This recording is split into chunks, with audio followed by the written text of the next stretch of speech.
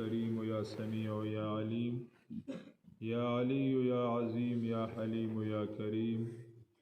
يا ذا الجلال والإكرام يا حي يا قيوم. الله زمون گناهونه معاف کا یا الله زمون په گناهونو د معافی قلم راکاږه یا الله موږ خپل زندګۍ کې ته ډیر ځلې ناراضه کړی خو ته دومره مهربان یې چې موږ نه د ډوډۍ هم نه ده کټ کړې موږ نه د چای هم نه ده کټ کړې موږ نه د اوبه نه دي کټ کړي یا الہ العالمین زمونږ کړي ګناهونه معاف کړئ الله زمونږ د مور او د پلار د وروڼو د خویندو د رشته دارانو د مړو د ژوندو د ټولو مسلمانانو یا الله ټول ګناهونه معاف کړئ الله یا الله د دې محلې چې کوم مشران نارینه او زنانه یا الله د دې دنیا نه تللي دي یا الله د هغې قبرونه منور کړئ یا الله یا الله د هغې درجات اوچت کړئ یا الله یا الله قبرونه ګل ګلزار کړئ یا الله یا الله درجات اوچت کړئ یا الله چا چې د دې جومات خدمت کړی دی نارینه او زنانو په دې کې څه قسمه تعاون کړی دی یا الله د دې بدلې ول دنیا او آخر کې ورکړئ یا الله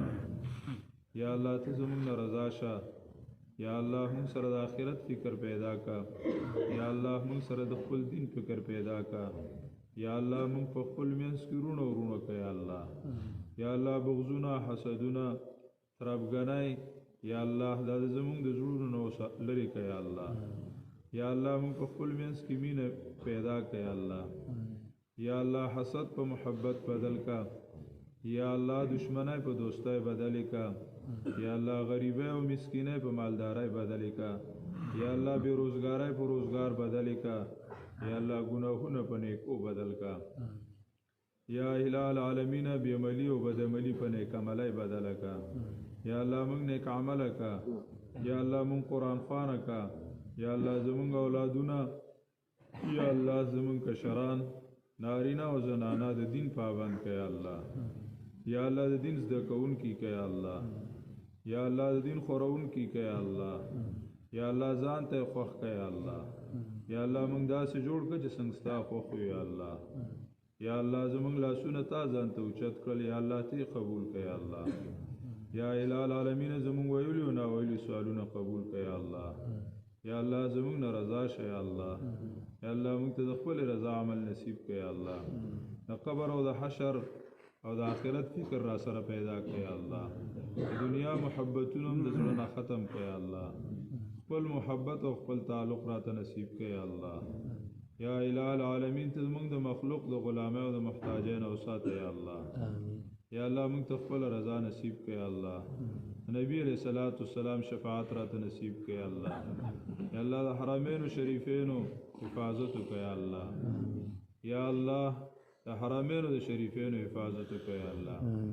یا الله وباګان کرونوګان یا الله ختم کړه یا الله امين ټول دشمنانو باندې مسلط کړه یا الله یا الہ العالمین عبادتونه حجونه او عمره یا الله د دین هر قسمه شعبه را ژوندۍ کړه یا الله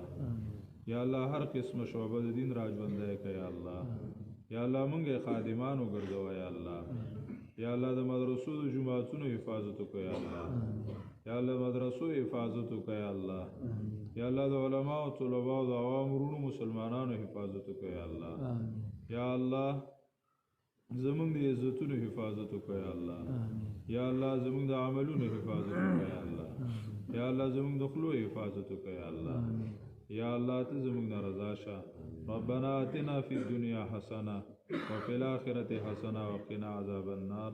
وصلى الله تعالى على خير خلقه محمد